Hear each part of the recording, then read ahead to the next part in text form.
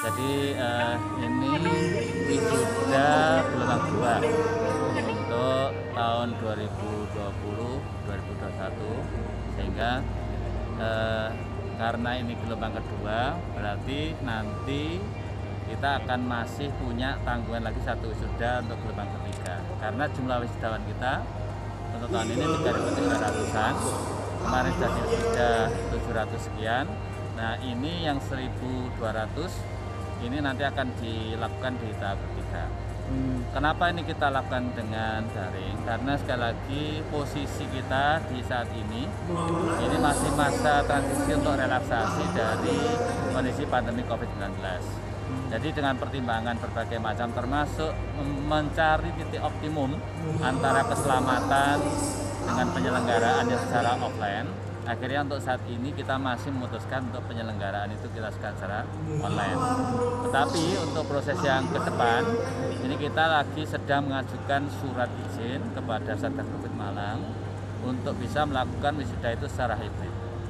Jika nanti memang ada izin yang dikeluarkan dari Satgas Covid Malang, maka tetap ketika nanti penyelenggaranya dilakukan secara hybrid. Kira-kira kapan Pak akan dilaksanakan yang ketiga ini Pak? Insya Allah nanti kita rencanakan 27 November, hari Sabtu.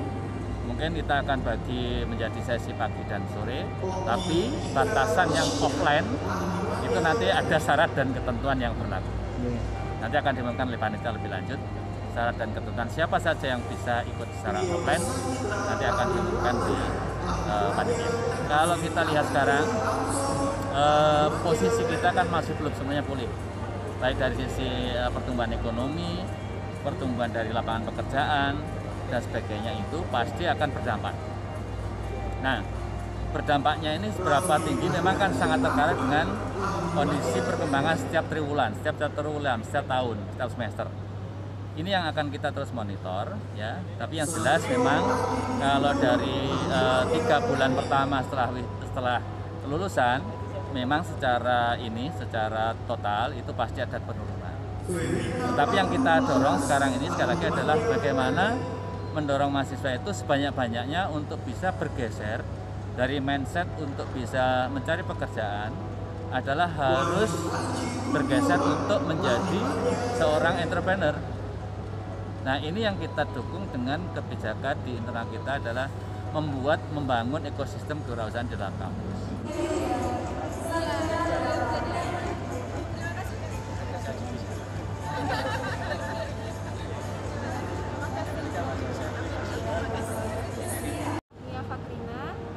Saya dipanggil Sylvia, saya berasal dari Prodi Akuntansi Manajemen D4, jurusan akuntansi.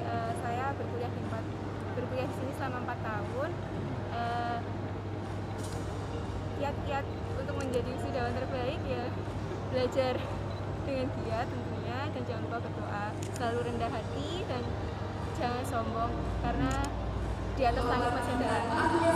Tugas akhirnya apa Mbak? Tugas akhirnya judulnya analisis laporan keuangan, analisis rasio keuangan dalam memprediksi kondisi finansial distres pada perusahaan pada perusahaan sektor manufaktur yang terdaftar di BI tahun 2015 sampai 2019. Kuliah di sini ada sedih, ada senangnya karena banyak teman, banyak pengalaman, dan banyak praktek yang terpenting.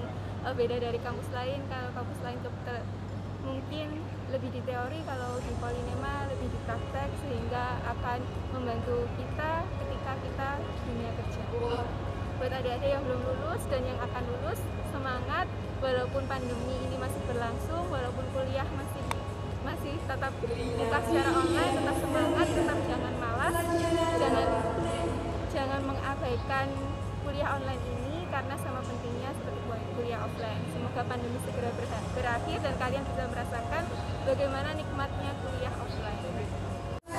Punya motivasi yang tinggi, terus rajin di dalam berorganisasi, sehingga memang pantas untuk menjadi yang terbaik karena tidak hanya prestasi akademik tetapi juga secara organisasi gitu. Dan prestasinya juga memang bagus, dari anaknya juga percaya diri, kerjanya juga bagus, sehingga memang pantas untuk menjadi yang terbaik.